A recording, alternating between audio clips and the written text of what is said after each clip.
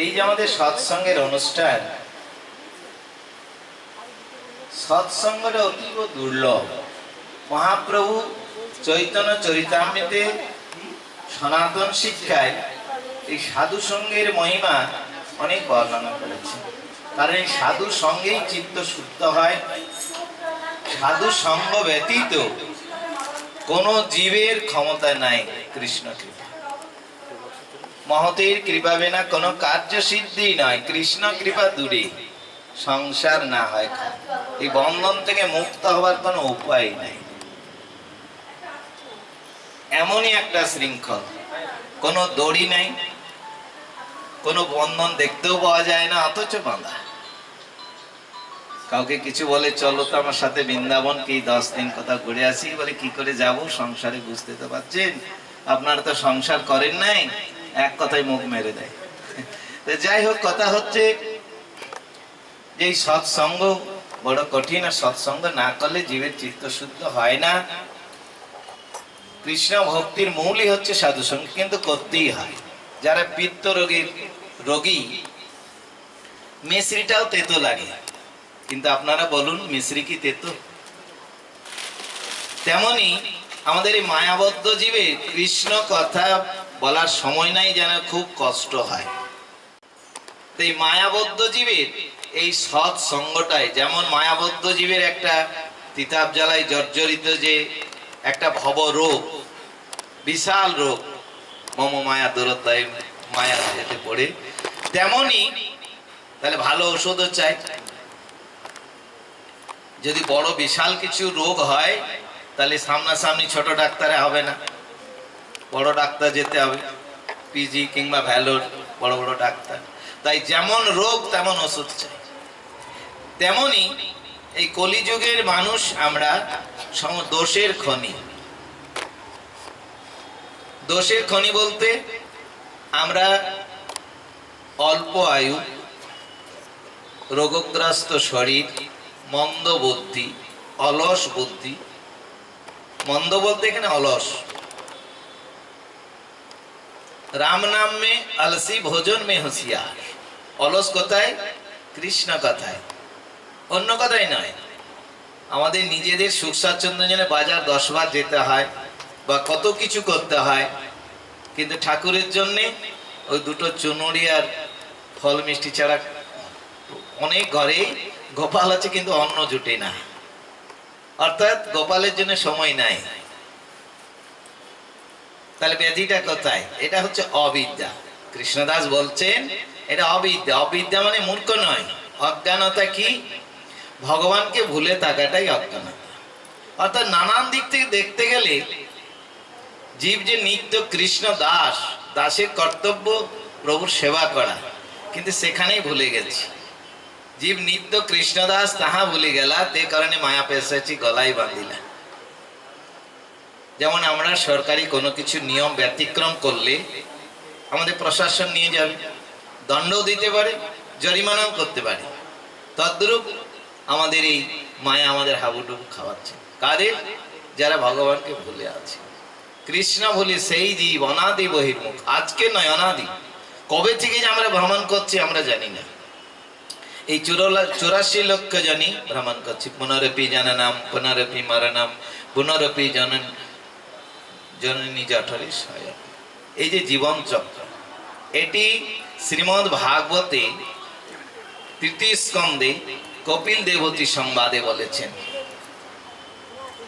যে হে মাতো জীব যতক্ষণ আমার ভজন করবে ততক্ষণই জন্ম মৃত্যু থেকে নিবৃত্তি পাবে না। তো পাবে কি করে? না ভ্রমিতে ভ্রমিতে কোন ভাগ্যবান জীব, তারাই ভাগ্যবান। কারা?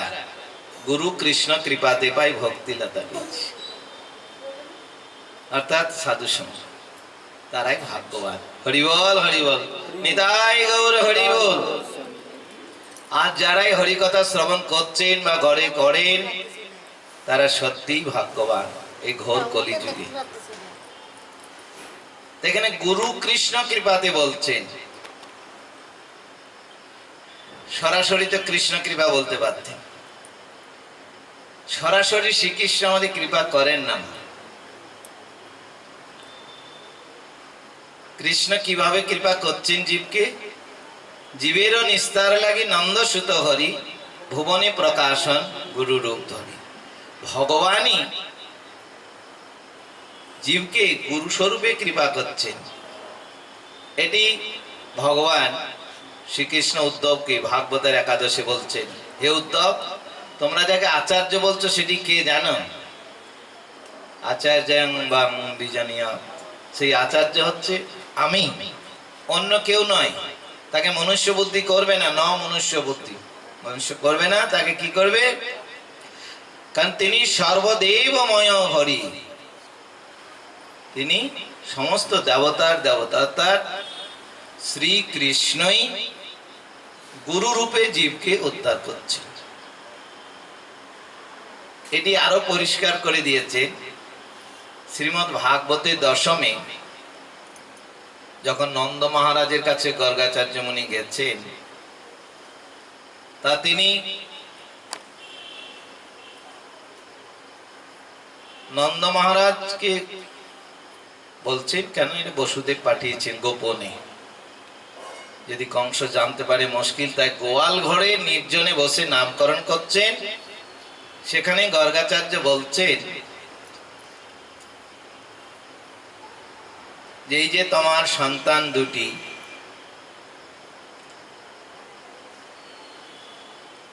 এরা সাধারণ নয়, এরা যুগে যুগেই আসে। শুক্ল পীত ইদানিং কৃষ্ণ তথা। শুক্লটা সত্য যুগে শুক্লবর্ণ, শ্যামবর্ণ, পীতবর্ণ। পীতবর্ণ কোনটি? কলিযুগের। তা এখানে বলছেন যে শ্রীকৃষ্ণ যুগে যুগেই আবির্ভূত হন। যেই বলেছেন, এদিকে নন্দ মহারাজ আনন্দে গদগদ হয়ে গেছে যে আপনাদের মতো মহাত্মা আমাদের মতো গৃহস্থের বাড়িতে আসা, মানে সেটা আমাদেরই নিশ্চয়ই কল্যাণ, মঙ্গলজনক। সাধুর স্বভাব হয় তারিতে পামর, নিজ কার্য নাই তবু জান পরভর। আপনাদের আসার কোনো কাজ নাই, তথাপি আমাদের মঙ্গলের জন্যই আগমন। বিভিন্ন দিক থেকে দেখাচ্ছেন যে ভগবানের কৃপাটি মহতের দ্বারাতেই বর্ষণ হচ্ছে। তাছাড়াও দেবর্ষিপাদ নারদ নিজেও ব্যাসদেবকে বলেছেন, এটা সকলেই জানেন যে তিনি ছিলেন দাসীপুত্র। সাধুদের কৃপায় তিনি একটা মহর্ষি হয়ে গেলেন। জগাই মাদাই বলুন, রত্নাকর দস্যু বলুন, তাছাড়া ভক্তমালী প্রচুর আছে, চোর দস্যু, কেবল মহৎ কৃপাতে। একটা কথা মনে পড়ে গেল, চোর দস্যু কথা বলায়। একটা চোরের দল 10-12 জন আছেন, তাদের একজন কম হয়ে গেছে, কোনোদিন আসতে পারেনি, শরীর খারাপ। এখন রাস্তায় যেতে যেতে দেখছেন একজন বসে আছে, একে নিতে হবে, চলো আমাদের সাথে। কোথায়? বলে কোথায় জানার দরকার নেই, আমাদের সাথে চলতে হবে। ওদের যা উগ্র মূর্তি, যা চোখের ভাব, না আমাকে বলো, বলে আমরা চোর, আমাদের একজন কম আছে, যেতে হবে। বলে আমি কেন যাব? বলে না, যেতেই হবে, নাহলে বিপদ আছে। ও ঠিক আছে, আমি এক শর্তে যাব, তোমরা 10 দিন নিয়ে যাও, 10 দিনই যাও, কিন্তু আমার সাথেও একদিন যেতে হবে, আমি যেখানে নিয়ে যাব। বলে ঠিক আছে। এইভাবে কয়েকদিন যাওয়ার পরে তাদের নিমন্ত্রণ করেছেন, শোনো তোমরা যেখানে নিয়ে যাও আমি যাই। দেখুন মহৎ কৃপাটি কেন। এখন বলছেন কোথায়? বলে কোথায় সেটা বলছি, আগে সব এই পোশাকগুলি খোলো। এই আমার মতো সাদা পোশাক, আর তিলক করে দিয়েছেন, চলো মালা করে দিয়েছেন। দেখুন নকল পোশাকটির মূল্য দেখুন। সেই মহাত্মার সাথে গেছেন রাজবাড়ি। সে রাজবাড়িতে প্রবেশ করতে না করতেই চরণ ধোয়া, চরণামৃত মালা, চন্দন, উলুধ্বনি। তাদের মনে মনেও ভয় হচ্ছে, রাজবাড়িতে এসেছে, আবার যদি চিনতে পেরে যাই তো মুশকিল। যা করে আমাদের সর্দার আছে, আমরা দেখিয়ে দিব আমাদের সর্দারকে। মনে মনে ভয়ও হচ্ছে, চোরের মন পুলিশ পুলিশ বলেন না।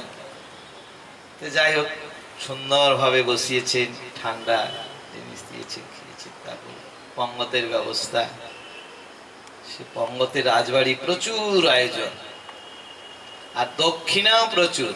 তিনি বলেছেন যে যা চাই, যত চাই, ফল মিষ্টি, এই সেই দক্ষিণা। তারা মনে মনে চিন্তা করছেন, বাপরে বাপ, আমরা সাধুই নই, আমরা মোটেই সাধু নই, তাতেই যদি এত ভক্তি, এত শ্রদ্ধা, যদি সাধু হয়ে যায়, তাহলে আমাদের আর চুরি করার কি প্রয়োজন? নিতাই গৌর হরি বল। এই সাধু সঙ্গের প্রভাব, সাধু সঙ্গের প্রভাব, চিত্তবৃত্তিটাই ফিরে গেল। দেখুন প্রথমেই বলা হয়েছে সাধু সঙ্গে চিত্ত শুদ্ধ হয়। অজামিলের কথা সকলেই জানেন, আমি আর গল্পটা বলছি না, যে নামাবাসে মুক্তে অজামিল তার সাক্ষী। মূল তত্ত্বটা হচ্ছে যে সেই নারায়ণ, একটা চোর নারায়ণ ভাবে নাম করে কি করে উদ্ধার হলো, না মূলে হচ্ছে মহৎ কৃপা। লোমশ মুনি তার শরীরে এত লোম, এত জ্বালাতন করছেন, কেউ পরামর্শ দিয়েছেন কর্মচণ্ডালের গৃহে যদি তুমি অন্ন খাও তাহলে তোমার জ্বালা মিটে যাবে। খুঁজে বেড়াচ্ছেন কর্মচণ্ডাল, মানে চণ্ডাল নয়, কর্মটি চণ্ডাল। খুঁজতে খুঁজতে কোথায় গেলেন? সেই বনের মধ্যে অজামিলের। অজামিল নাই, মাতা আছেন, মা ভিক্ষা দাও। কি ভিক্ষা নেবে বাবা, আমরা তো চণ্ডাল। না মা, অন্ন ভিক্ষা নেব। বলে বাপরে বাপ, আমাদের তো অপরাধ হয়ে যাবে, পাপ হয়ে যাবে, আপনার মনি ঋষি আর আমাদের অন্ন যদি আমরা দিই। বলে না মা, আমি তো চেয়ে খাচ্ছি, এটা আমার ঔষধের কাজ হবে। মায়ের দয়া হয়েছে, তোমার যদি উপকার হয় খাও বাবা। দিলেন, জ্বালাও নিবৃত্তি হয়ে গেলে চলে যাচ্ছে। মনে মনে চিন্তা করছেন, আমার এত বড় উপকার করলো, আমি তো কিছু বিনিময় দিলাম না। ফিরে এসছেন, মা তোর কনিষ্ঠ পুত্রের নাম রেখেছিস? বলে না বাবা। বলে এর নাম রাখবে নারায়ণ। ব্যাস, সেই গল্পটি শোনালেন অজামিলকেও।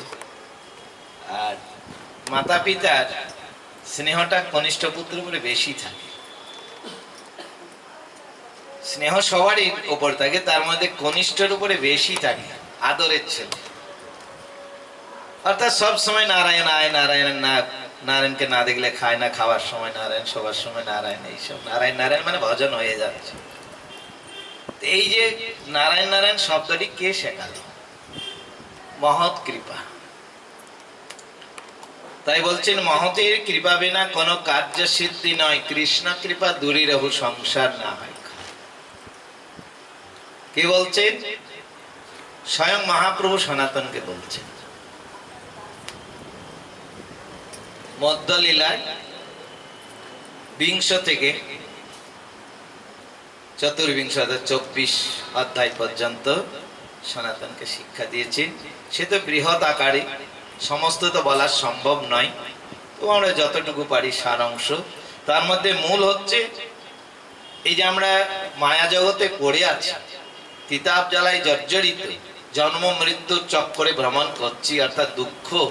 এই দুঃখ নিবৃত্তির উপায়টি বলেছেন, সার কথা বলেছেন, যুগধর্ম কথা বলেছেন। অল্প কথায় মহাপ্রভু আমাদের সমস্ত বেদ পুরাণের সার, সমস্ত বেদ পুরাণের সার বলতে একটা কথা এসে যায়। সকলেই জানেন যে আমাদের পুরাণ হচ্ছে 18টি, কিন্তু 17টি পুরাণ লিখে ব্যাসদেব একটা বিষণ্ণ বদনে আছে। দেবর্ষিপাদ নারদ তার দুঃখিত মন দেখে বলছেন, তোমার মন এত দুঃখী কেন? কোন কি অসম্পূর্ণ আছে, না ভুল আছে, না বাকি আছে? বলে আমি বুঝতে পারছি না। বলে শোনো, তুমি যেটা বুঝতে পারছো না, তুমি যে 17টি পুরাণ, ব্রহ্মবৈবর্ত পুরাণ, পদ্ম পুরাণ, স্কন্দ পুরাণ, বামন পুরাণ, এইভাবে 17টি আছে, তাতে যে লিখেছ কর্মযোগ, জ্ঞানযোগ ইত্যাদি, সেগুলো কলিজীব নিতে পারবে না। কলিজীবের সামর্থ্য নাই। আগেকার মানুষের পরমায়ু বেশি ছিল, তাছাড়া দিলেও নেবে না। কেন নেবে না? বলছেন দেখুন, একটা গরিব মানুষের বাড়ির ছেলের অসুখ হয়েছে, তাকে কবিরাজি বলুন আর হাতুড়ে ডাক্তার বলুন, দুপুরিয়া দিলে এটা 2 দিন খাওয়াবে, ঠিক হয়েছে। সে কত মূল্য? বললো 1 টাকা।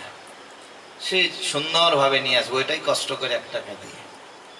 এবার সেম একদম একই জ্বর যদি কোনো ধনী ব্যক্তির ছেলে হয়, সেই আয়ুর্বেদিক ডাক্তারের কাছে নিয়ে যায় এবং সমস্ত কথা বলে দিল, 3 দিনের ওষুধ দিলেন, এটা গরম দুধে খাওয়াবে, এটা মধু দিয়ে খাওয়াবে।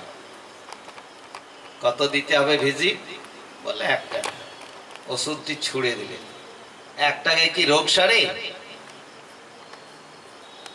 একটা ধনী ব্যক্তির বিশ্বাস হলো না, তাকে প্রেসক্রিপশন লিখে দিতে হবে, 400-500 টাকা ভিজিট, 2000 টাকার ওষুধ, ব্লাড টেস্ট। বলে হ্যাঁ, ভালো ডাক্তার, এই ভালো ডাক্তার এত সুন্দর চিকিৎসা করেছে।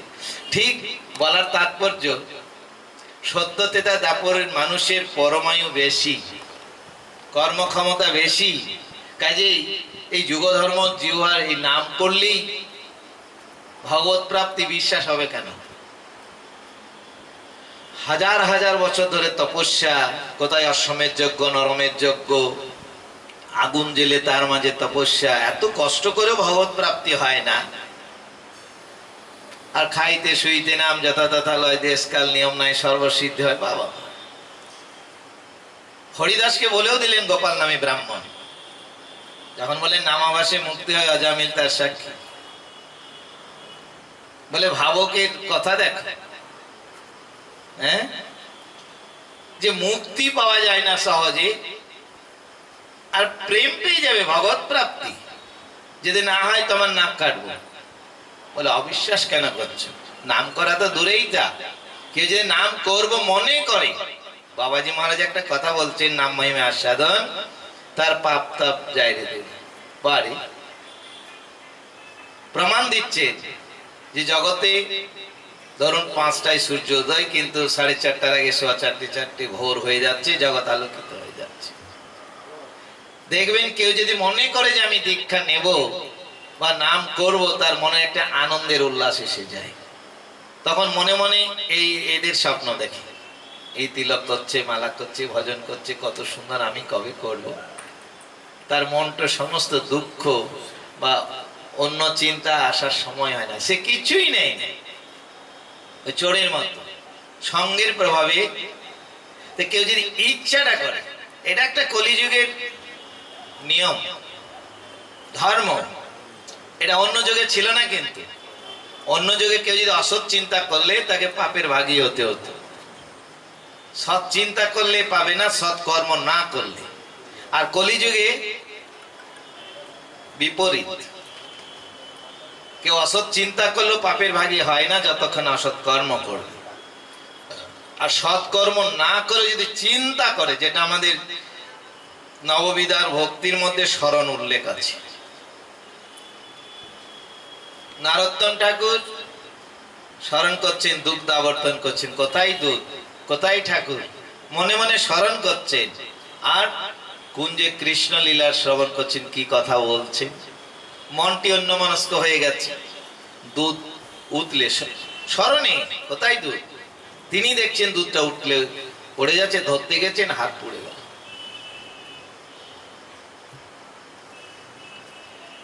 গোপাল ভট্টের একটা শিষ্য স্মরণে কি করছেন, রাধারানীর পায়ের আংটি জলে পড়ে গেছে। সখীরা বলে, তোর অঙ্গরি কাহাগে, কোথায় গেল? বলে, ওই তো এখনই যমুনায় স্নান করে, চল। খুঁজে পায় না।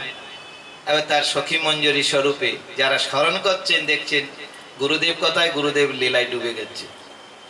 সে তখন কি করছেন, স্মরণে একদম ঢুকে চলে এসছে, এই যে গুরুদেব, অর্থাৎ মঞ্জুরি স্বরূপে দিচ্ছেন। তারপর পরপর যে আছেন সখীদের, সখী রাধারানীকে দিচ্ছেন। রাধারানী প্রসন্ন হয়ে তাম্বুল দিচ্ছেন। সেই তাম্বুল পরপর প্রসাদী হয়ে মঞ্জুরি স্বরূপে এসছে। সেই তিথিটা ছিল একাদশী। গোপাল ভট্টের হাতে দিচ্ছেন গুরুদেব, এটা প্রসাদ। বলে, কে দিলেন? বলে, এটা পরম্পরায় পাওয়া গেছে। বলে, আজ একাদশী। বলে, এটা রাধারানীর প্রসাদ। বলে, রাধারানী ওই গোয়ালিনী একাদশী কি জানে? অর্থাৎ তারা যে অবস্থায়, তাদের তো কোনো ব্রত মন্ত্র কিছু নাই, তাদের একটাই হলো কৃষ্ণ প্রীতি। সে বহু উচ্চ মার্গের কথা। ভগবানের সাথে সম্বন্ধ হয়ে গেলে আর তন্ত্র মন্ত্র বেদ বিধি কিছু নাই। সেটা হচ্ছে বেদ বিধির অগোচর লীলা। বেদেও নাই আর বিধিতেও নাই। কোথাও আছে ভগবানকে একটু ফল দেওয়া? কোন বিধি মার্গে আছে? আর সিদাম সদাম কোথাও আছে ভগবানকে বলতে হবে যে চল আমাকে হেরে গেলে কাঁধে নিয়ে যাবে? কোথাও আছে বিধি মার্গে ভগবানকে চরণে ধুলো দিয়েছেন? মুখের কথা নাই, এখনই আমরা শ্রবণ করি, কথাও নাই। অর্থাৎ এই যে রাগানুরাগামান, যে গোপী ভাব, এটি হচ্ছে বেদ বিধির অগোচর লীলা। এই বেদেও মিলবে না, বিধিতে। অর্থাৎ ব্রহ্মাজি বলছেন, হে প্রভু, তোমার তত্ত্ব যে জানে জানুক, তোমার তত্ত্ব আমি খুঁজে বার করতে পারছি না। তিনি বেদকে 3 বার আবর্তন করেছেন, সারবস্তু কি পেলেন? ভক্তি। অর্থাৎ ভগবানকে পেতে গেলে চাই বিশুদ্ধ ভক্তি। সেই বিশুদ্ধ ভক্তির সারই হচ্ছে গোপী ভাব।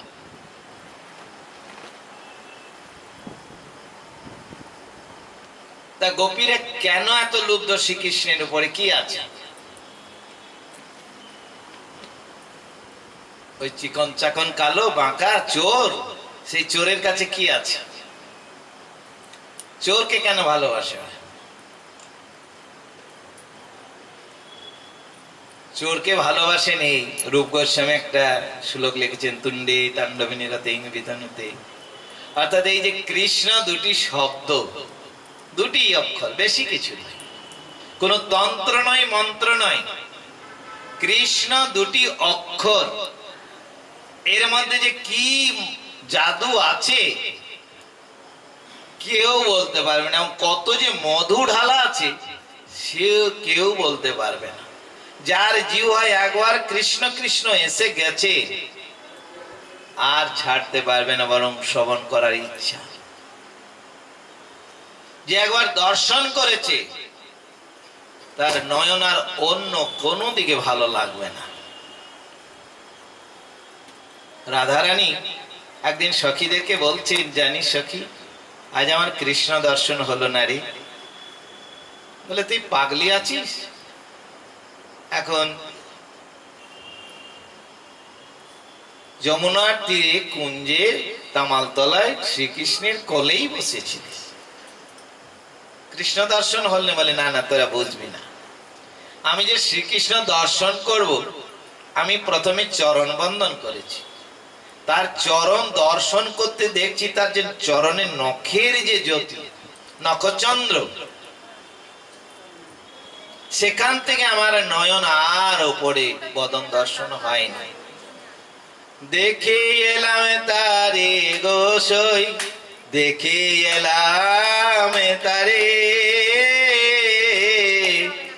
একই অঙ্গে এতই নারু নয়নে না ধরে।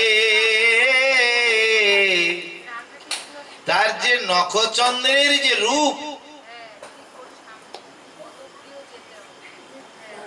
আর নয়ন সরে না, আর কথাও সরে না, একদম স্তম্ভিত হয়ে গেছে। কি কৃষ্ণ দর্শন করব। গোপীরা গুণগান করছেন, আরে শ্রীকৃষ্ণের রূপ তো দূরে থাক, শ্রীকৃষ্ণের বংশী যেটা বাঁশি বলে, সে কি? একটা শুকনো বাঁশের টুকরো।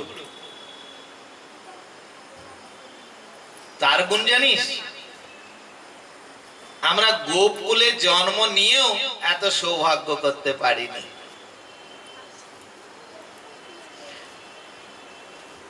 কেন? আমরা শ্রীকৃষ্ণকে সবসময় দর্শন পাই না। দর্শন করার জন্য বাহানা করে যশোমতির ঘরে যায়, কি গো তোর লালা এলো কিনা, খেলো কিনা, সকাল সন্ধে দুইবার জল ফেলে জল আনতে যায়, কেবল দর্শন করার জন্য। তার জন্য ননি মাখন রাখি, এসে যদি খায়, কারণ ডাকতেও পারেন না, মা যশোদার ঘরে কি নাই।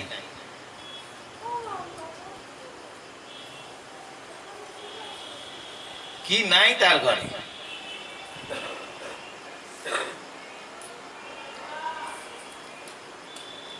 এই যে শ্রীকৃষ্ণের প্রতি তাদের যে একটা ভালোবাসা, তারা যে কৃষ্ণ কৃষ্ণ করছে, মুখে বলছেন কৃষ্ণ চোর, কৃষ্ণ অমুক, কৃষ্ণ মা যশোদার কাছে নালিশ করছেন, কিন্তু কৃষ্ণকে না দেখলে তাদের মন ভরে না। এটা বাইরের একটা বাহানা, কিন্তু অন্তরে তাদের কৃষ্ণ কৃষ্ণ কৃষ্ণ। অর্থাৎ ওদের মধ্যে আমাদের পার্থক্যটা কি? আমরা কৃষ্ণকে চেষ্টা করলে অন্তরে প্রবেশ করাতে পারি না, কেননা আমাদের কামনা বাসনা ভরে। এখানে আমাদের ধরুন 30টা 40টি ভক্ত বসে আছে, যদি আরো বাইরে 70 জন আসে, কোথায় ঢুকবে? প্লেস পাবে না। তা আমাদের শ্রীকৃষ্ণকে যে বসাবো, সুন্দর একটা বাসস্থান চাইতে, আমাদের এই কামনা বাসনা সব জাম করে আছে। ইচ্ছা করলেও কৃষ্ণ এসে ফিরে যায়, তোমার জায়গায় নেই। আর তারা ইচ্ছা করলে বার করতে চায়, সব সময় জ্বালাতন করছে, হয়তো নাই, মনে মনে করছেন এই কানা এসে গেছে, আমার চুরি করে নিলে, এই ছেলে কাঁদালো, সব সময় তাদের এখান থেকে বেরোতেই চায় না।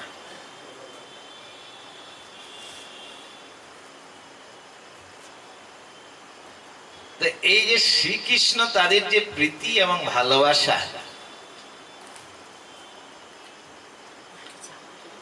তাদের যে রূপ, শ্রীকৃষ্ণের যে গুণ, বলেন তার এটা তো আছেই, তারা বংশীর গুণে মোহিত হয়ে যাচ্ছে, যে তার বংশীর যে এত মহিমা, এত সৌভাগ্য আমাদের নাই। সে নিরন্তর শ্রীকৃষ্ণের অধরামৃত পান করছে, আমাদের সেই সৌভাগ্য নাই। আক্ষেপ করছেন, আরে সে তো ভগবানের হাতে আছে, অধরামৃত পান করতেই পারে। যমুনা সে তো প্রবাহিত হচ্ছে, তবু আমাদের শ্রীকৃষ্ণ সখাদের সাথে সারাদিন যমুনা তীরে লীলা খেলা করছেন, কত সৌভাগ্য। শ্রীকৃষ্ণের বংশীধ্বনি শ্রবণ করে যমুনা স্তম্ভিত হয়ে যাচ্ছে। জলের ধর্ম কি? প্রবাহিত হয়ে যাওয়া। কিন্তু আজ স্তম্ভিত হয়ে যাচ্ছে। দেবতারা আকাশ জানে ভ্রমণ করছে, দেববধূদের অবস্থা কি হয়েছে? বংশীধ্বনি শ্রবণ করে গোপীদের মতো বসন খসে যাচ্ছে, হোঁশ নাই। এতে কি তাহলে দেবতাদের কোনো কষ্ট হচ্ছে, ক্রোধ হচ্ছে? বলে না, আক্ষেপ করছেন যে তোমাদের যা ভাব সেটা আমাদের হলো না। আরো পরিষ্কার করে দিয়েছে, বৃন্দাবনে যদি যান, যমুনার তীরে বৃন্দাবন এবং মথুরার মাঝে একটা ভাতরুল বলে জায়গা আছে। অর্থাৎ শ্রীকৃষ্ণকে যজ্ঞপত্নীরা ভাত খাইয়েছিল। আমরা বাঙালির তো ভাতই বলি, সেটা শুদ্ধ ভাষায় অন্ন বলা হয়। চৈতন্য চরিতামৃত এই উল্লেখ আছে এই ভাতের নাম। যাই হোক, সেখানে কি শ্রীদাম সুদাম বলরাম একদিন গোষ্ঠে গেছে, খাবার নিয়ে যাওয়া হয়নি, সকাল সকাল চলে গেছে, ভগবানের ইচ্ছা। ক্ষুধা পেয়ে গেছে কানাই, তাদের সবকিছুই কানাই। কানাইকে তাদের পুরো বিশ্বাস, কোথাও কিছু গেলে কানাইতে আগে যাবে না, পিছনে যাবে। কারণ আমাদের যদি কিছু হয়ে যায়, কংস যে এত দুধ পাঠাচ্ছে, তুমি রক্ষা করতে পারবে, আমরা পারবো না।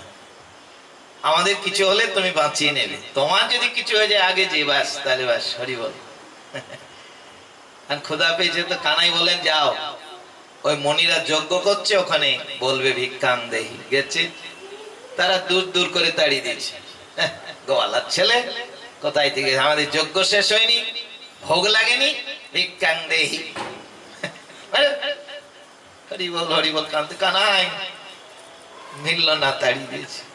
বলে যাও ওই মায়েদের কাছে যাও, যজ্ঞপত্নীদের কাছে বল, আমাদের নাম করবে কৃষ্ণ বলরাম এসেছেন। সেখানে যে ভিক্ষাং দেহি মা তো করেছেন, মা গো আমাদের কানাই বলা এসেছেন, খুব ক্ষুধা পেয়েছে। যেই বলেছে, মায়েদের তো এমনি দয়ার শরীর, তাতে আবার কৃষ্ণ বলরাম শুনেছেন, দর্শন করেননি, এতটা সুযোগ হয় না। তাদেরকে না দিয়ে বলে তোমরা চলো, আমরা নিয়ে যাচ্ছি। এবার অনেককেই ওই রাসলীলার মতো অনেককেই আটকে দিয়েছে। তাদের এত ব্যাকুলতা, তারা সূক্ষ্ম শরীরে আগে পৌঁছে গেছে। আর এরা লুকিয়ে লুকিয়ে নিয়ে, পশুরা যা কিছু হয়েছিল তাদের জন্য সব নিয়ে চলে গেছে। কৃষ্ণ বলরাম শ্রীদাম সুদাম সবকে, অর্থাৎ ভগবানের ভক্ত সকলকে সেবা করালেন। বলছেন প্রভু আমরা তো আর ফিরে যাব না, কারণ ফিরে গেলে আমাদের পতিরা তার গ্রহণ করবে না। বলেন না, কোনো চিন্তা নাই, আমি আশীর্বাদ করছি, তোমরা যতক্ষণ না ফিরে যাবে যজ্ঞ পূর্ণ হবে না, তোমাদের জন্য অপেক্ষা করবে। হরিবল হরিবল।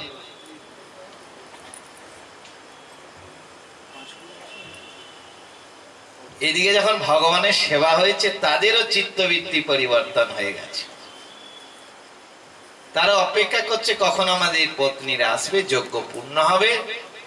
তাদেরকে দর্শন করে তার আক্ষেপ করছে না, হায় হায়, যার জন্য আমরা যজ্ঞ করছি, যজ্ঞেশ্বর ভগবানকেই চিনতে পারলাম না, যজ্ঞেশ্বর ভগবানকেই অপেক্ষা করলাম, ধন্য তো। অর্থাৎ দেখুন, ক্রোধের পরিবর্তে প্রীতি এসে গেল। কেন না, উদ্দেশ্যটা হচ্ছে ভগবানের জন্য, উদ্দেশ্যটা ভগবত প্রীতির জন্য। চিত্ত পরিবর্তন, তাদের সংস্পর্শে তাদের চিত্ত ফিরে গেল। তেমনি দেববধূগণ যে যাচ্ছেন, দেবতাদের কোনো কষ্ট হয়নি, যে ধন্য তোমরা, তোমাদের যে এত প্রীতি, ভগবানের উপরে ভালোবাসা, আমাদের হলো না। তা বলছেন দেখো, তারা দেবতা হতেই পারে, জ্ঞান আছে, প্রীতি আছে। গিরিরাজ শিলা দেখো, সে কি সকলেই তো জানে, একটা পাথরের পাহাড়, এছাড়া তো কিছু নয়। কিন্তু তার কৃপা দেখো, গিরিরাজের উপরে কৃপা দেখো, ভগবানের চরণ স্পর্শ করছে প্রতিদিন। কেন? গিরিরাজ সেবা দিচ্ছেন, বৃক্ষের ছায়া, কচি কচি তৃণ, ঝর্ণার জল, বৃক্ষের ফল, শুধু ভগবানের সেবা লাগছে না, ভগবানের ভক্তেরও সেবা হচ্ছে। এতে ভগবান বেশি প্রসন্ন। আমার পুজো করে, আমার আরাধনা করে, আমার ভক্তের করে না, তারা দাম্ভিক, তারা আমার প্রিয় ভক্ত নয়। যারা আমার ভক্তের সেবা করে তারা আমার পরম ভক্ত, তারাই আমার প্রিয়। মহাপ্রভু প্রমাণ করে দিলেন শিবাস অঙ্গনে। শিবাস বলছেন, আচ্ছা শ্রীবাস, তুমি তো বাইরেও যাও না, কোন রোজগারের ব্যবস্থাও দেখি না, তো চলে কি করে? যদি ভিক্ষাও করবে না, রোজগারও করবে না, সন্ন্যাস নিয়ে নাও। বলে, প্রভু আমার সন্ন্যাসের প্রয়োজন নাই, আমি সন্ন্যাস নেবও না। তিনটি তালি দিলেন, 1 2 3। শ্রীবাস, এটা কি সংকেত? আমি তো বুঝলাম না। বলেন, প্রভু একদিন দেখবো, 2 দিন দেখবো, 3 দিন দেখবো, যে 3 দিন পরেও যদি আমার হাড়ি উপবাস যায়, সেই হাড়ি গলায় বেঁধে গঙ্গায় ঝাঁপ দিয়ে দেব।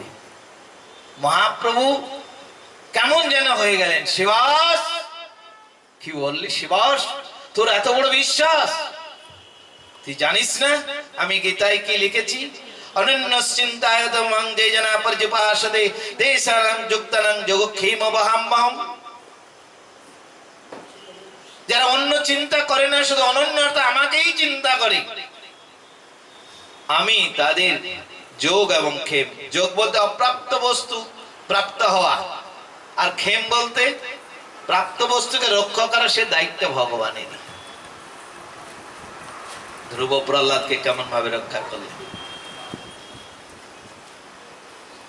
শিবাস, লক্ষ্মী যদি ভিক্ষা করে দুয়ারে দুয়ারে, তথাপি দারিদ্র নহিবে তোর ঘরে। মা লক্ষ্মী কি ভিক্ষা করে গো? যদিও করে, তোর কোনদিন হাঁড়ি উপবাস যাবে না। তোর এত বড় বিশ্বাস কেন হবে না? এটা আমি লিখেই রেখেছি গীতায়। শিবাস, তোর কেন? তোর ঘরের যে দাস দাসী, যে একটা মুসলমান দর্জি ছিল, তারাও প্রেম পাবে। নিতাই গৌর হরি বল। তাদের দেখুন এই ভক্ত সেবার ফল। সে মুসলমান, কিছু ভজন সাধন তার বিধর্মী বলে, তথাপি ভক্তের সেবা করছে বলে। দাস দাসী কেন, শৃগাল কুকুরও মুখের কথা নয়, প্রমাণ করে দিয়েছেন। শিবাস বা ওই যে সেন শিবানন্দ গৌর ভক্ত মন্ডলী নিয়ে যেতেন কোথায়? পুরী ধামে। সঙ্গে তার কুকুরও গেছে, কিন্তু নদী পেরোতে গিয়ে নাবিক কুকুরকে নেয়নি। যতই মূল্য দাও, কুকুর আমি চাপাবো। কিন্তু এরা পৌঁছবার আগেই কুকুর যখন বুঝলেন আমাকে নেবে না, সে ঠিক আগে পৌঁছে গেছে। মহাপ্রভুর সামনে যে নিয়ে নাড়ছে, চেনে তো, প্রভু আমি এসে গেছি, দণ্ডবোধ করছে। শস্য, কৃষ্ণদাস কবিরাজ শস্য হাতে খাবার দিচ্ছেন, নারকেলের নাড়ু এই সেই, আর বলছেন কৃষ্ণ বলো, কৃষ্ণ বলো, কৃষ্ণ বলো বলছেন, আর খাবার দিচ্ছে। স্বয়ং ভগবানের হাতে পাচ্ছেন আর নেই নাড়ছেন। আজ কত আনন্দ। তারা চিন্তায় পড়েছেন, তারা যে এসেছে, দেখা হয়েছে, তাদের মনে সন্তোষ যে হ্যাঁ এসে গেছে। পরে কুকুরটি মহাপ্রভুর সামনে দেখা রাখলেন। নিতাই গৌর হরি বল। সেই কুকুর কোথায় গেল? একদম গোলকধামে। ভক্তের সঙ্গে, সাধু সঙ্গের প্রভাব। সে কোনো ভজন করেছে? এজন্য আমাদের একটা কথা আছে, ভক্ত ঘরের কুকুর করো। অর্থাৎ কুকুর যদিও জন্ম দাও, কারণ কর্ম বিপাকে গিয়ে পশু পাখি মতির হুতুয়া পানে। হে প্রভু, কর্ম ফলে যে কোনো জনই প্রাপ্ত হতে পারে। জড় ভরত ব্রহ্মর্ষি একটা হরিণের মহতে হরিণ হলেন, কিন্তু ভোলেন।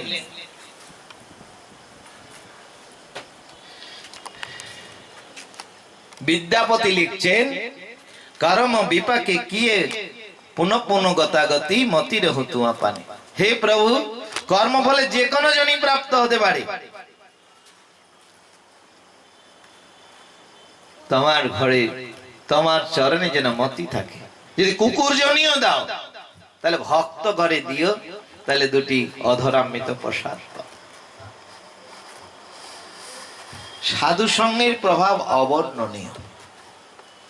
সাধু সঙ্গের মহিমা, ভজন সাধন তো দূরেই থাক, কেউ যদি সঙ্গটা রাখে। ভক্তির 64 অঙ্গ, 64 অঙ্গের মধ্যে নববিধা শ্রেষ্ঠ করেছেন। ভাগবতেও প্রহ্লাদজি বলেছেন, চৈতন্য চরিতামৃত উল্লেখ করেছেন মহাপ্রভু সনাতন শিক্ষায়। নববিধা কি? শ্রবণ, কীর্তন, স্মরণ, বন্দন, পাদসেবা, অর্চন ইত্যাদি। তো দেখুন, প্রথম অঙ্গ কি? শ্রবণ।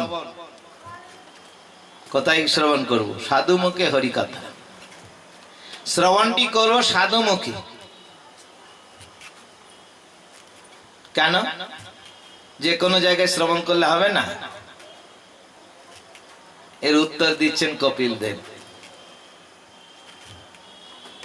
এর উত্তর দিচ্ছেন কপিল দেব ভাগবতের 3য় স্কন্ধে কপিল দেবতী সংবাদে।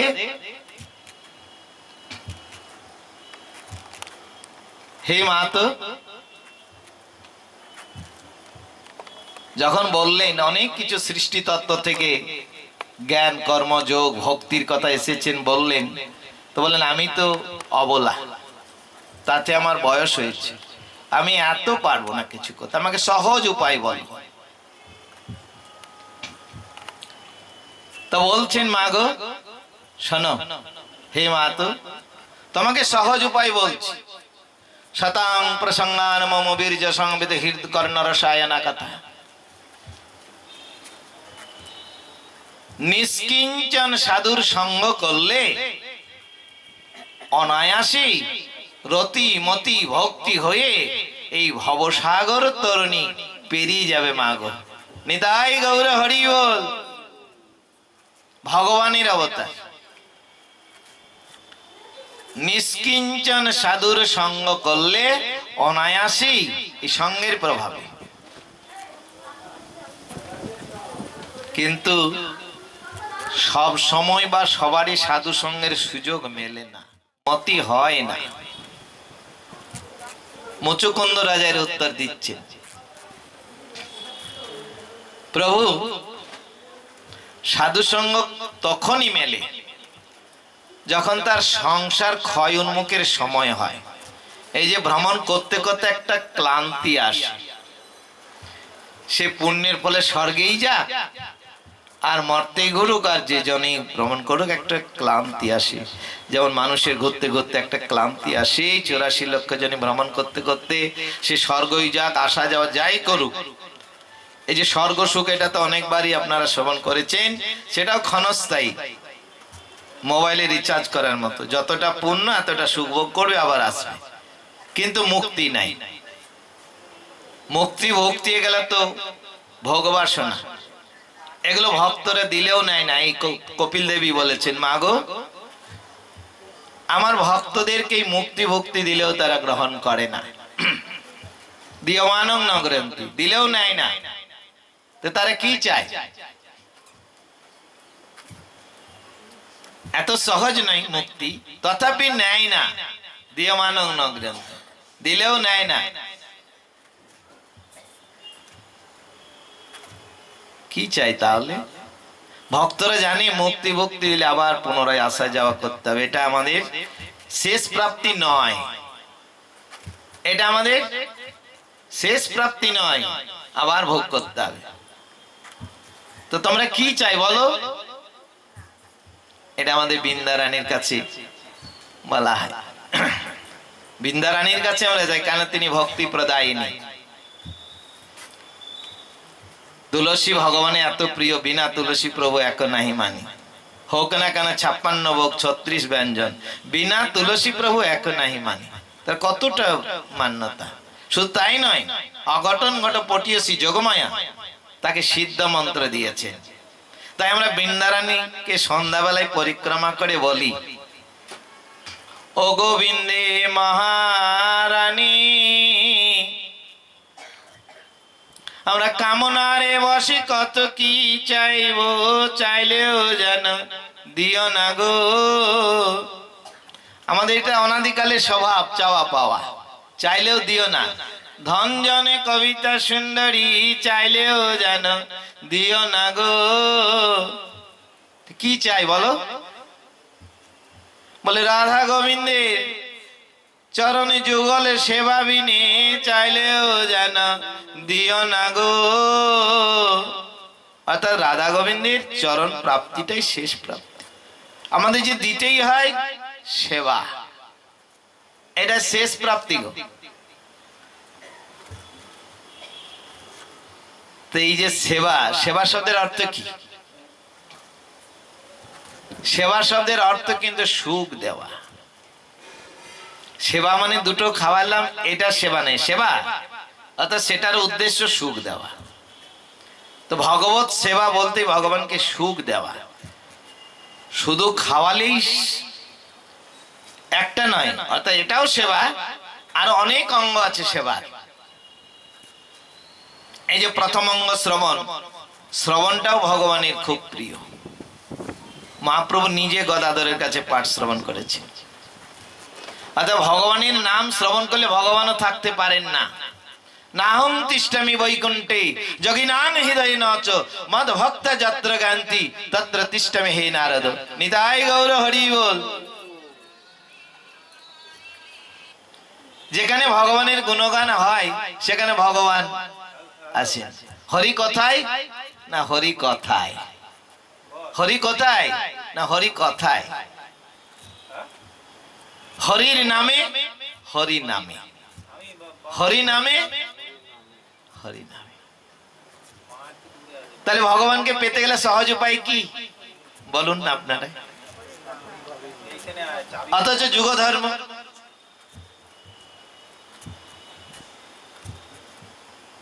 সহজ উপায়, অথচ এই এর কোন বিধিবিধান দেন না। আমরা শেষের দিকে আসবো। অর্থাৎ এই যে ভক্তির প্রথম অঙ্গই শ্রবণ, আমাদের শ্রবণ করলে চিত্তটি শুদ্ধ হবে, মুক্তি, এই যে অনাদিকালের বহির্মুখ মুক্তি ফিরে যাবে। আমরা যাচ্ছি, ধরুন যাব শিয়ালদা, গেলাম উল্টো রাস্তায়, ফুরবে রাস্তা না প্রাপ্তি হবে? তদ্রূপ আমাদের উদ্দেশ্য হলো জীব নিত্য কৃষ্ণ দাস, দাসের কর্তব্য ভগবানের সেবা করছি আমরা কি মায়ার দাস। কোনদিনই রাস্তা ফুরাবে না, আর জন্মচক্র নিবৃত্তিও হবে না, ভগবত প্রাপ্তিও হবে না। তাহলে শ্রবণ, কীর্তন, অর্চন, এগুলো ভক্তির অঙ্গ। এগুলো এক একজন এক একটা করে পেয়েছি। শ্রবণে পরীক্ষিত, কীর্তনে সুখদেব, অর্চনে পৃথু, দাস্যে হনুমান, চরণ সেবায় লক্ষ্মী, সর্বঙ্গ যাজন করেছেন রাজা অম্বরীশ। কেউ একঙ্গ সাধে, সাধে বহু অঙ্গ, নিষ্ঠা হইলে হয় প্রেমের তরঙ্গ। নিষ্ঠা চাই। যেমন ছেলেদেরকে শুধু বই খাতা দিলেই হয় না, হয় গার্জেন ছুটি পায়, এই কি করছে, মোবাইল দেখছিস, পড়, ভালো করে পড়, মন দিয়ে পড়। ভালো টিউশন মাস্টার দেওয়া হয়। শুধু স্কুলে অ্যাডমিশন এবং বই খাতা দিয়েও ছুটি হয় না। অর্থাৎ আমরা ভজন পথে নেমেও যে ছুটি হয়ে গেল, গুরু মন্ত্র নিলাম ছুটি হয়ে গেল, এটা যেন কেউ না ভাবে। সাধন বিনা সাধ্য বস্তু কভু না মিলয়। ভগবান গীতা তো বলছেন এইটাই, যার নাম হচ্ছে অভ্যাস। সাধন কথাটির অর্থ হচ্ছে অভ্যাস যোগ। হে অর্জুন, তুমি আমাকেই ব্রহ্মণ মানা ভব মধ্যে আজিমাং নমস্কার যে শ্লোকটা রয়েছে, আমাকে প্রণাম করো। ভাগবতী এই গীতার নবমে আমাকেই স্মরণ করো, আমাকেই প্রার্থনা করো, তোমার দায়িত্ব আমার। কত বড় দায়িত্ব নিয়েছে। যদি না পারো, সব সময় যদি না পারো, সহজ করছেন ভগবান। অর্জুন কি জানেন না, না উদ্ধার হয়নি? ভগবানের সখা, অর্থাৎ আমাদের কক্ষায় দাঁড়িয়ে কথোপকথন হচ্ছে।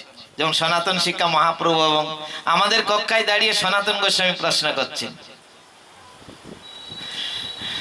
ভগবান বলছেন, আমার নামে যে ব্রত, একাদশী, দোলযাত্রা, জন্মাষ্টমী, বিভিন্ন যে অনুষ্ঠান করো, যদি না পারো যেখানে হচ্ছে দর্শন করো, উপবাস করো, তাহলে ধীরে ধীরে মনটা আসবে, ভক্তি আসবে। আর ভক্তি এসে গেলে না ব্যাস, ভগবানকে পেতে গেলে চাই ভক্তি। এই নববিধা ভক্তি, হরিনাম সংকীর্তন হচ্ছে সর্বশ্রেষ্ঠ ভক্তি। এটা সর্বশ্রেষ্ঠ ভক্তি। ভক্তিতে ভগবান যেমন প্রিয় হয়, ভগবান উদ্ধবকে বলছেন, এমন দান, ব্রত, যজ্ঞ, তপস্যা কোনো কিছুতেই আমি এমন বশীভূত হই না। এবং ভক্তিতে গোপীরা যেমন সহজে পেয়েছেন, ভগবান নিজে বলছেন যে আমার আত্মভূত ব্রহ্মা শিব, এমনকি আমার শ্রীলক্ষ্মী বক্ষে যাকে ধারণ করে রেখেছেন চিহ্ন স্বরূপ, বাম দিকে চিহ্ন স্বরূপ রেখেছেন ভগবান, আমার এত প্রিয় নয়, আমার ভক্ত যেমন আমার প্রিয়। অর্থাৎ ভগবান ভক্তিতে বশীভূত। ভগবান হচ্ছেন সর্বৈশ্বর্যপূর্ণ, সবাই জানেন। এখানকার ভক্ত খুব উন্নত, পাঠ শ্রবণ করেন, গ্রন্থ অধ্যয়ন করেন। তবু এটা এমনই একটা জিনিস, যতই শ্রবণ করা যায় অতই শ্রবণ করার ইচ্ছা জাগে। যারা মিষ্টি খায়, মিষ্টির দোকান দেখলে দাঁড়াবে, যারা যেটা খায় সেখানে দাঁড়িয়ে যাবে, যারা অনেক কিছু সে দাঁড়িয়ে যাবে, যারা যেটা, অর্থাৎ যে যে রসের রসিক। তো এগুলো কেউ জানে না এমন কিছু নয়, কিন্তু ভগবত কথা এমনই, যতই শ্রবণ করা যায় ততই শ্রবণ করার ইচ্ছা জেগে যায়, যত দর্শন করা যায় দর্শন করার ইচ্ছা। যারা বাঁকে বিহারি গেছেন, যারা গোবিন্দ গেছেন, বা বিভিন্ন জায়গায় মঠ মন্দিরে গেছেন, তাই দর্শন করছে। কেন? গোপীরা এই বিষয়ে বলছেন, বিধাতাকে দোষ দিচ্ছেন ব্রহ্মাকে, হে বিধাতা, তোমার কোনো বিচার নাই। কেন? একে তো দিয়েছো দুটি নয়ন, হাজার হাজার লক্ষ দাওনি, ইন্দ্রের মতো সহস্রলোচন দাওনি। যদি দিতে তো নয়ন ভরে, মন ভরে দর্শন করতাম। দিয়েছো দুটি নয়ন, তাতে আবার নিমেষে পলক, স্থির ভাবে দর্শন হয় না, নিমেষে নিমেষে পলক পড়ে যায় আপনা আপনি। এটা বিধাতার সৃষ্টি। তাই দোষ দিচ্ছেন যে আমরা মন ভরে দর্শন করব। পিতৃ মহারাজ বলছেন, হে প্রভু, আমাকে সহস্র কর্ণ দাও। কেন? কি করবে? দোকান করবে? বলে নাই, দুটি কর্ণে তোমার কথা শ্রবণ করে তৃপ্তি হয় না।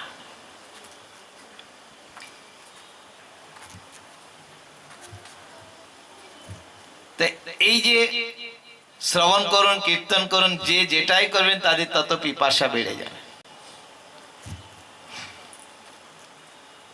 পরীক্ষিত মহারাজকে সুখদেব গোস্বামী বলছেন যখন শ্রবণ করে, সে তো বহু ব্যথা নিয়ে, বহু প্রশ্ন, আসন্ন ম্রিয়মান ব্যক্তির কর্তব্য কি, যে আমার মৃত্যু তো সামনে, এখন কর্তব্য কি, কেউ উত্তর দিতে পারেনি। সুখদেব বলছেন, মহারাজ চিন্তা করেন না, খট্টাংরা যে এক মুহূর্তে ভগবানকে পেয়েছিল, আপনার তো 7 দিন সময় আছে।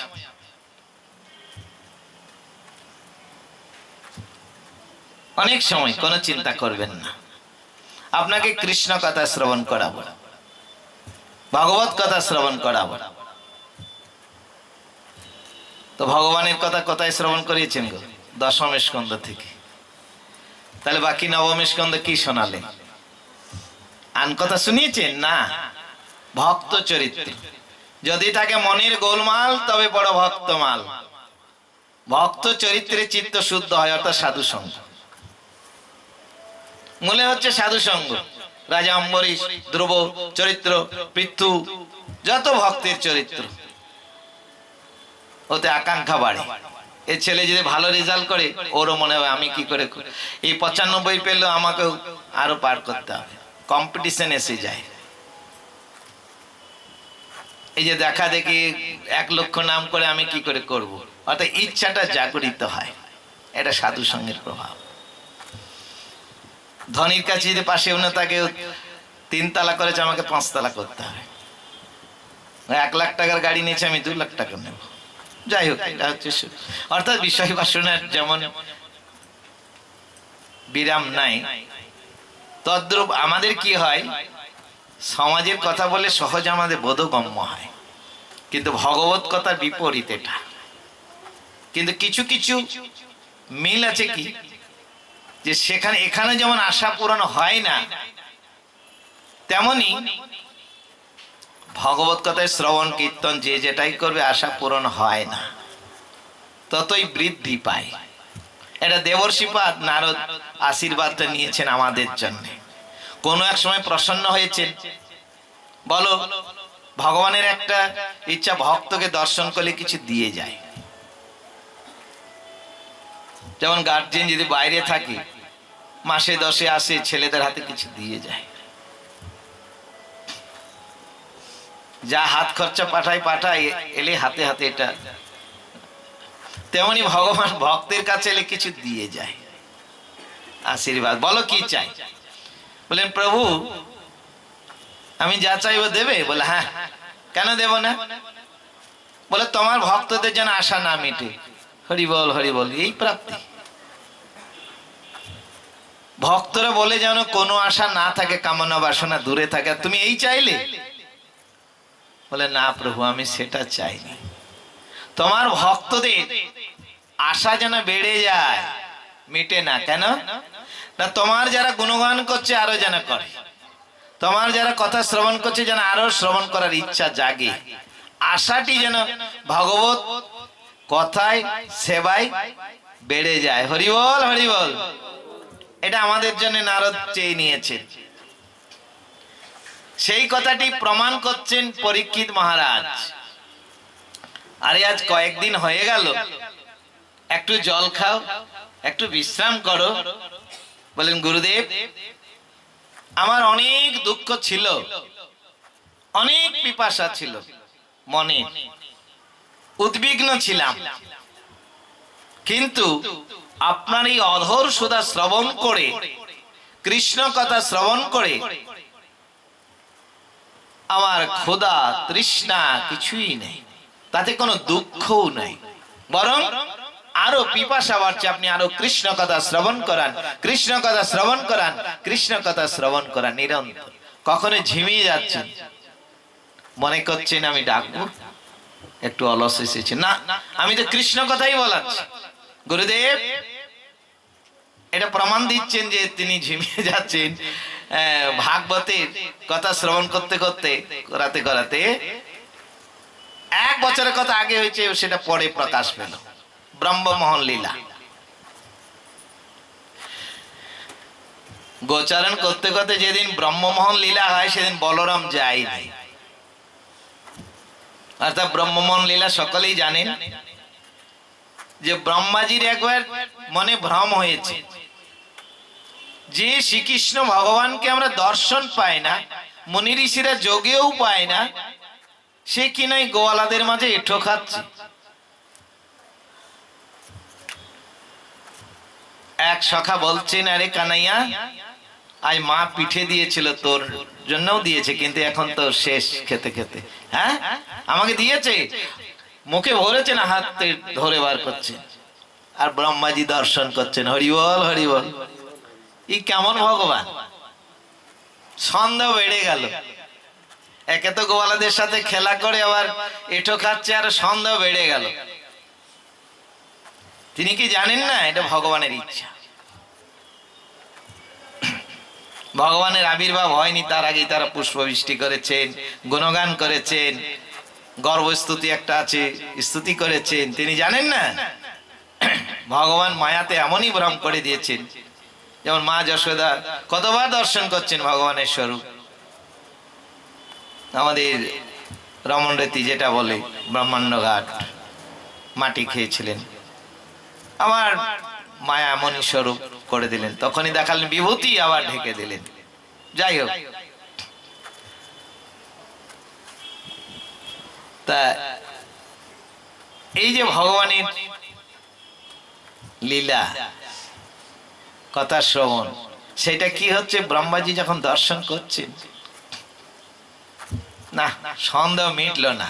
কি করতে হবে বলে, এই সময় তো এরা সব এক জায়গায় আছে, ওই গোবৎস গুলো নিয়ে পাহাড়ের মধ্যে প্রবেশ করে দিলেন, পাথর চাপা দিয়ে দিলেন। আর খাওয়া দাওয়া হয়েছে, এবার যেতে হবে। খেলা ছাড়ো, বেলা গেল, ঘরে চলো ভাই। ঘরে আছে মা যশোদা, খেতে দেবে না, যে দেরি হয়তো শাসন করবে। খাবার পরিবর্তে অতএব চলো। এবারে যে দেখছে শ্যামলী ধবলি নাই, হরিবল হরিবল, কোথায় গেল? কানাই বলছে তোমরা বসো, আমি খুঁজে দেখছি। আমি বংশীধ্বনি করছেন, রাম থাকলে তো বলে দিয়েছি। এদিকে যখন শ্রীকৃষ্ণ অন্বেষণ করছেন, এদিকে শ্রীদাম সুদাম বসুদাম তাদেরকেও হরিবল হরিবল, ভগবানকে ঘোল খাওয়াচ্ছেন। ভগবান বুঝতে পারলেন আর বাকি থাকে, ব্রহ্মাজি তুমি আমাকে পরীক্ষা করছো।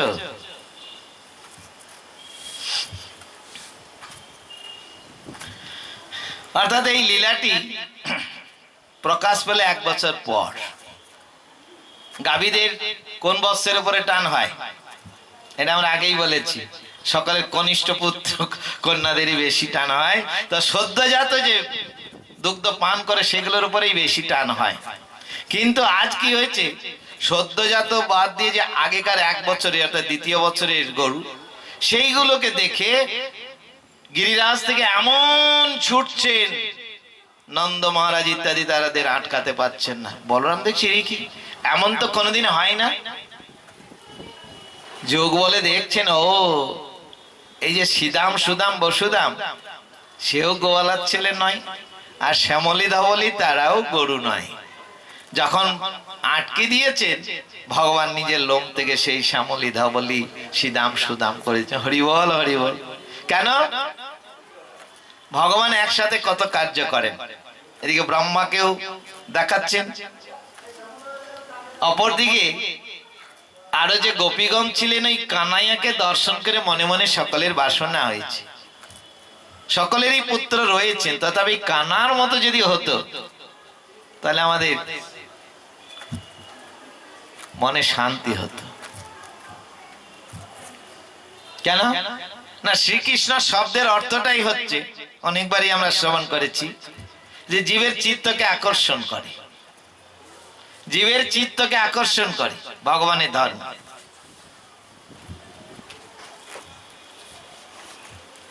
জীবের চিত্তকে আকর্ষণ করার নামই হচ্ছে শ্রীকৃষ্ণ। কি দিয়ে না? ঐশ্বর্য এবং মাধুর্য দ্বারা জীবের চিত্তকে আকর্ষণ করে।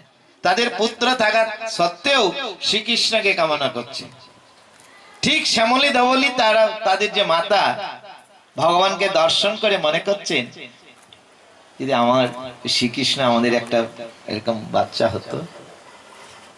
ভগবান সকলের আশা পূরণ করলেন। নিতাই গৌর হরি বল। এটা ব্রহ্ম মোহন লীলা, ব্রহ্মাকে নিমিত্ত করে। ব্রহ্মা জানেন না, কিন্তু মোহ এমন মোহগ্রস্ত করেছেন ভুলে গেছে।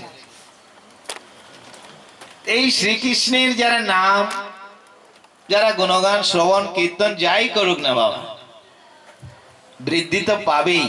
এটা পরীক্ষিত মহারাজ প্রমাণ করলেন।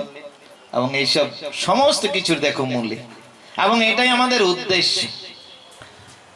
সেই শ্রীকৃষ্ণই আমাদের কলিযুগে অবতীর্ণ হয়েছেন জীব উদ্ধারের জন্য।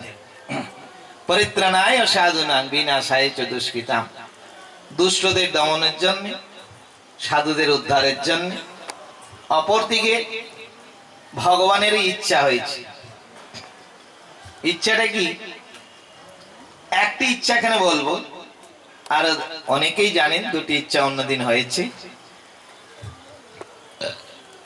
স্বপ্ন বিলাস। একদিন রাধারানী ভোরবেলায় ঘুম ভেঙে গেছেন, আর শ্রীকৃষ্ণকে বলছেন, কেঁদে কেঁদে বলছেন, ওঠো ওঠো প্রাণনা, কি দেখিলাম আকস্মাৎ, গৌরবর্ণ এক যুবা, এমন তো কোনদিন দেখি নাই প্রভু।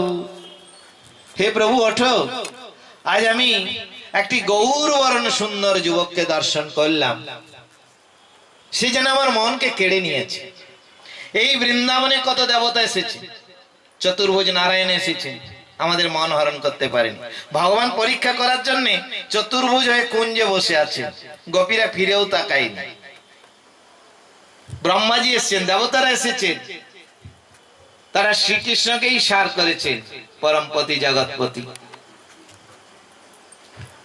তো প্রভু আমাদের এই চিত্ত কেউ নিতে পারেনি, কিন্তু এই গৌর বরণ এক যুবা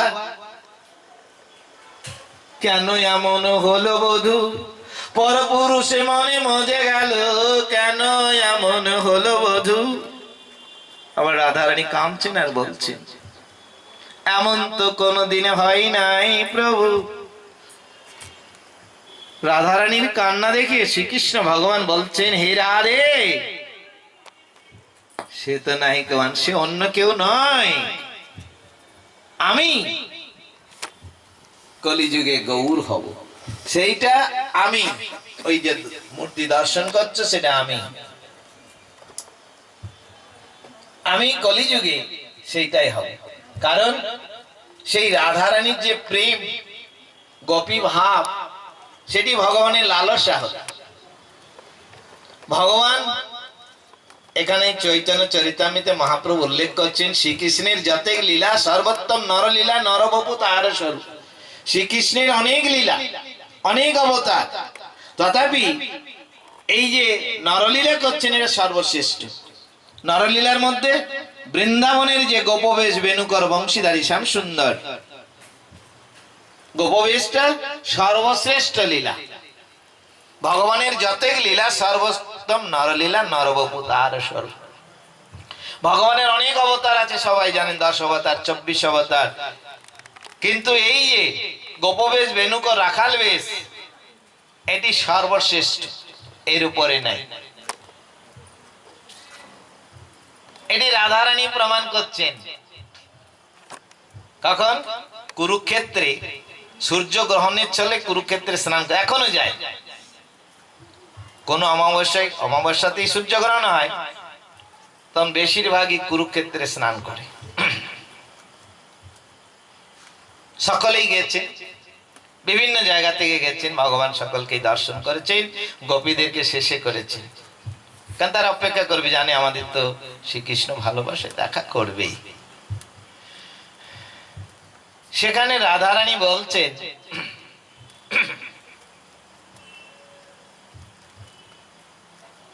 হে কৃষ্ণ, তুমি সেই কৃষ্ণ যে বৃন্দাবনের গোটে মাঠে গরু চড়াতে, হাতে বংশী ছিল, মাথায় পাগড়ি ছিল। তুমি সেই কৃষ্ণই এখন যে দ্বারকার রাজা হয়েছে। কত দাস দাসী, কত অলংকার, কত বেশভূষা, তথাপি আমাদের সেই বৃন্দাবনের যে ভাব গোপবেশ, সেটি আমাদের প্রিয়। তোমার জীবন ব্রজবাসী, আর ব্রজবাসীর জীবন তুমি। অর্থাৎ এই যে শ্রেষ্ঠ সর্বোত্তম নরলীলা, গোচরণ লীলা, গোপবেশ,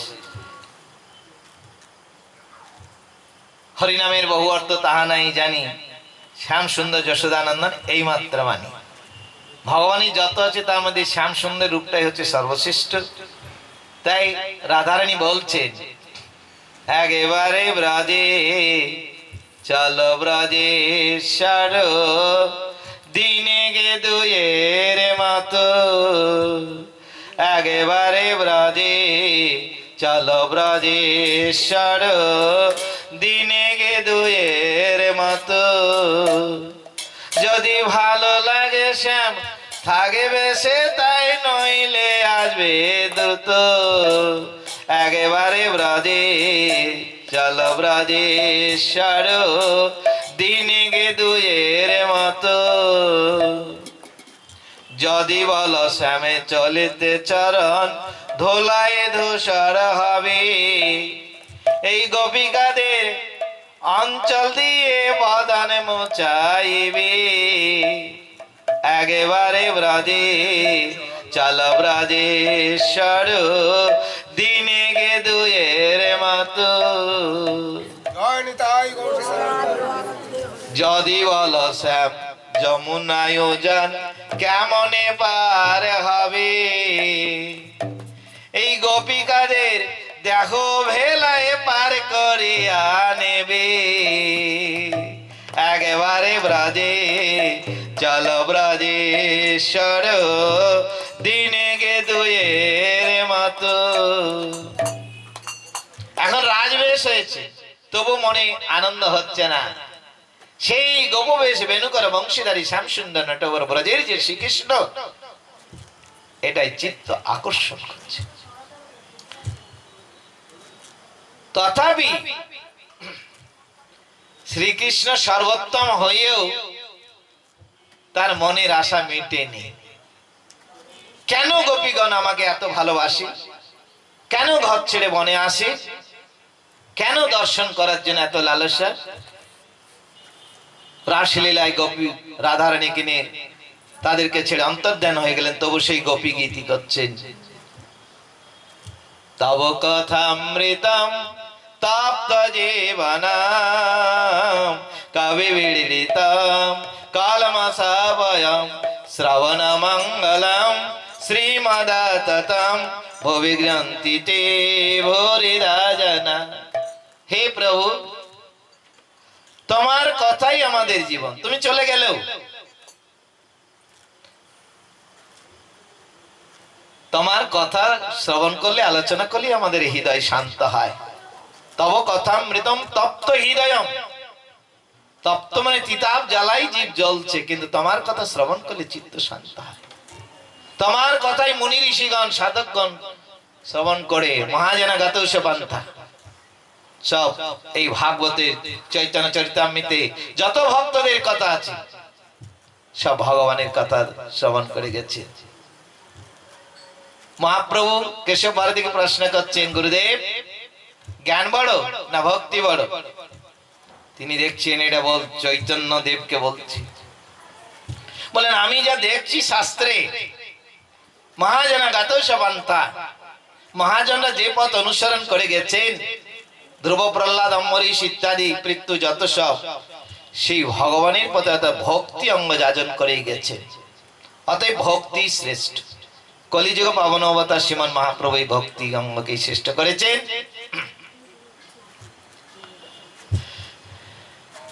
সেই শ্রীকৃষ্ণের ব্রজের আশা মিটে নাই কেন গোপীরা আমার জন্য কাঁদছেন কি আছে কারণ ফুলের মধ্যে যে মধু আছে বাবা ফুল জানে না ফুলের মধু কারা ভ্রমণ আস্বাদন পায় ভ্রমণ অত ভক্ত ভ্রমণ তাহলে ভক্তরাই ভগবানের মহিমাটা বোঝে ভগবান বোঝে না চিনির মধ্যে কি স্বাদ চিনি জানে কে জানে পিঁপড়ে ভক্ত পিঁপড়ে জানে কিন্তু একটা আশ্চর্য দেখুন মুদিখানায় যে চিনি বেসন বিভিন্ন রকম বস্তু থাকে সেইটার স্বাদ এবং যখন ময়রা নিয়ে গেল সেগুলো নিয়ে বিভিন্ন রকম ভিয়ান করে বিভিন্ন রকম সাইজ রং করে সন্দেশ করলেন তো ওই সন্দেশের যে স্বাদ ওই চিনি বেসন মাখিয়ে খেলে পাওয়া যাবে পাওয়া যাবে না বরং বহু মূল্য দিয়ে সেটা ওই যখন যাচ্ছেন দোকানদার কিনে নিয়ে যাচ্ছেন ছেলেদের জন্য ভগবানের জন্য আম গাছে দেখুন আমটি কোথায় ধরে গাছে তো সুপক্ক আম যে সুস্বাদ গাছের ছাল পাতা শিকড় খেলে সেই স্বাদ লাগবে কেন? তারই তো নির্যাস, গাছেরই তো নির্যাস ফল পাবে না। তো ভগবানের কাছ থেকেই ভক্তি আসছে, ভগবান কিন্তু স্বাদ পাচ্ছেন না। সেই ভক্তি ভক্তির কাছে যখন ভজন করে প্রেম উৎপন্ন হচ্ছে, বাবা হরিবল হরিবল, সেই প্রেম বস্তুটি ভগবান পাওয়ার জন্য কাঙ্গাল। ভগবান ষড়ৈশ্বর্যপূর্ণ, সবাই জানে। ঐশ্বর্য বীর্য জ্ঞান যশ্রী বৈরাগ্য যার পূর্ণ তিনি স্বয়ং ভগবান। অন্য স্বরূপে ভগবান কিন্তু পূর্ণ নয়। একেলা কৃষ্ণ আর সব বৃত্ত, যারে যেমন না চায় সে করে তেমন নিত্য। স্বয়ং ভগবান হয়েও এই প্রেমের জন্য কাঙ্গাল। ভগবান প্রেমের জন্য কাঙ্গাল।